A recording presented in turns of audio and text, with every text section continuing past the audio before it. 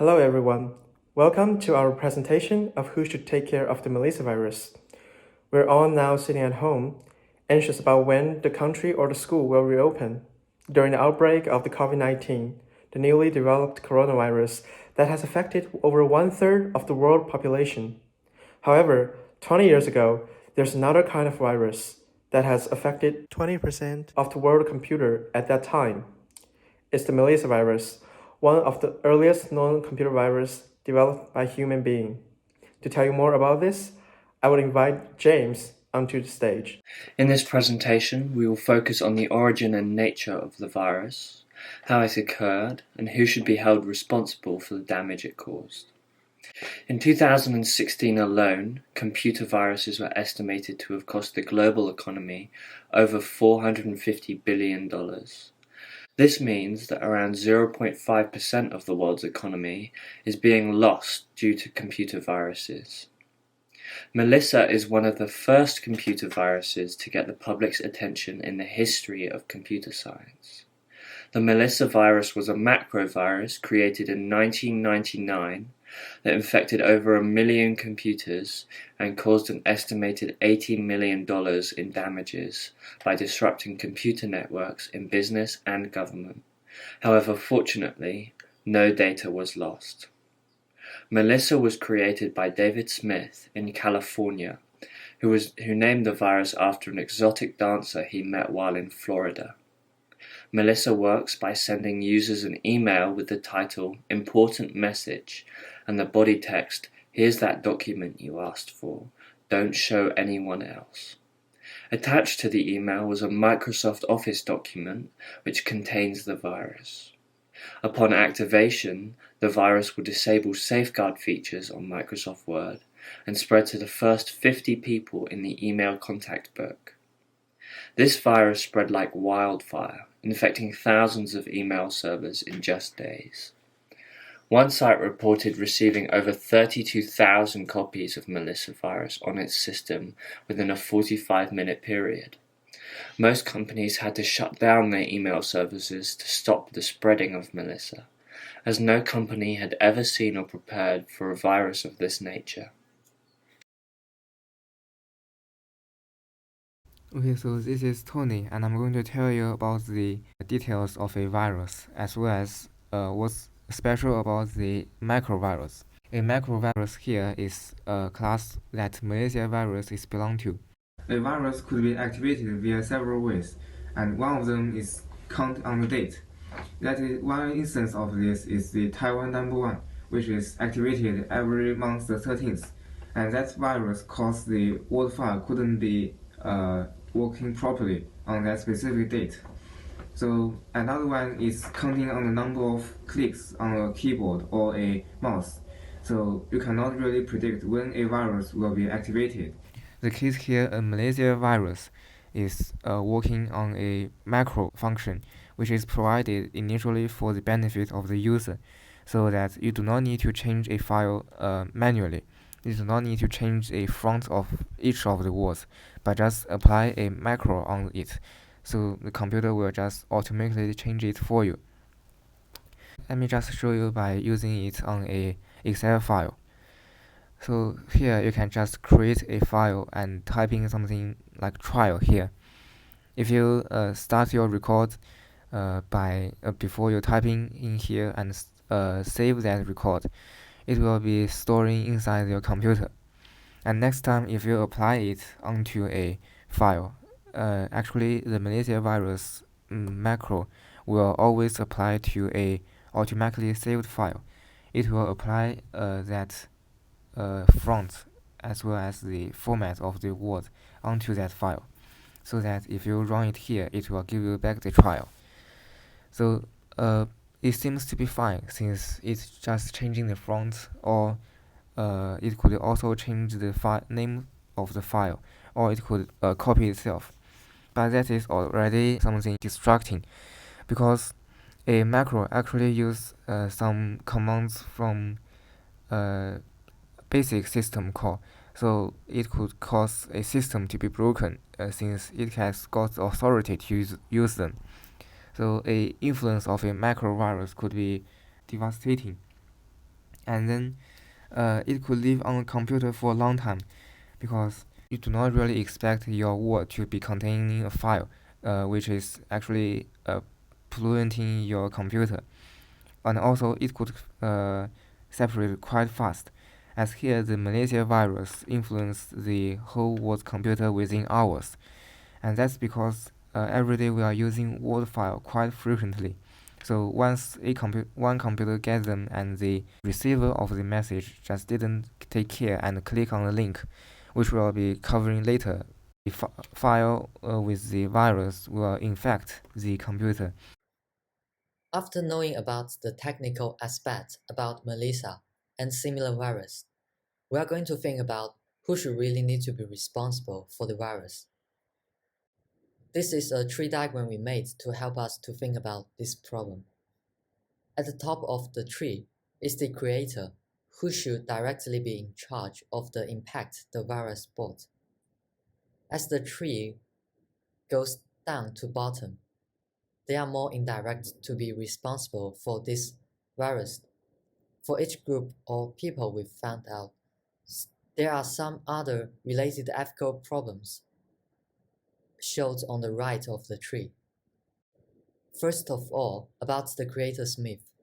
Smith was arrested by the US government on April 1, 1999, after the outbreak of Melissa virus. After several weeks, he was arrested. He started to work with the FBI through using fake identities to contact with other hackers around the world, or to keep track on them. Smith was given preferential treatment by FBI as he helped find several international hackers. He could have received up to 5 years in prison on the federal charge, but the US prosecutors suggest a term of about 2 years, noting his extensive assistance in the 3 years' time since his arrest.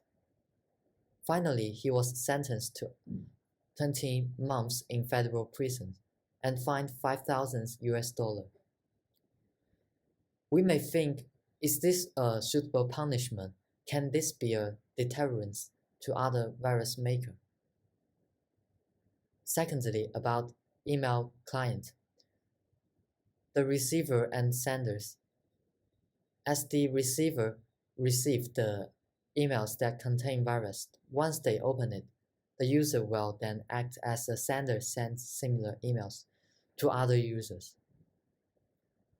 On one hand, if they did not open this suspicious email, their computer may not have been infected. On the other hand, people may not be vigilant when checking their daily emails and have no clue what will happen if they open that strange email. And at that time, emails contain virus may not be common. And it is hard to decide should they be responsible for their personal loss as they open their email.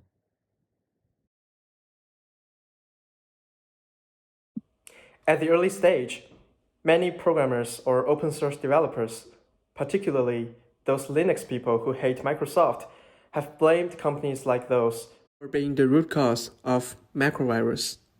They think that if Microsoft has taken up action earlier and limited the functionality of macro, the attackers could not possibly make a virus to attack users like this. However, obviously Microsoft Office Kit is not a free software, so users buy those just for the functionality. And macro, to be honest, is one of the most featured functions of Office Kit. So Microsoft could not just give up those quickly. So here's the question that we really want to ask. Should software sacrifice functionality over security? And later on, Microsoft gave us the answers. Later on, Microsoft chose to limit the functionality of macro, making it less programmable so that users could only use a selection of operations. This would make the software much safer, but obviously users couldn't do things freely as they did in the past. Another example would be that Apple chose not to let their operating system to be open source. And obviously, this does take effect. since today, macOS is more secure and safer to use compared to Linux and Windows. Another source of responsibility comes from the email service providers, such as Gmail, Outlook, and many other email systems we use daily. They could potentially scan our attachment, monitor the email traffics to see if there's any potential attacks, and prevent computer virus from sending to other users. In the case of Melissa virus, the main source or the main measure of spreading is through email because it's executing a program to send itself to the first 50 people on the email contact list. However, there's new types of attacks developed gradually over time, and those email service providers they have to potentially cooperate with those security companies such as McAfee to ensure that they could monitor the new type of attacks. For those complex attacks, should they be responsible for those as well? Should they be terminated once something went really wrong? And what about privacy? Should people care about privacy when those email companies trying to scan all over the attachments? First, we personally think that email service providers should take care of some of the types of attacks we have known. However, if the attack techniques have become so complex that they couldn't tackle, there should be other party involved as well. For the second argument of privacy versus security, I think it's the same thing when we're discussing whether or not we should set up the checkpoint at the airports.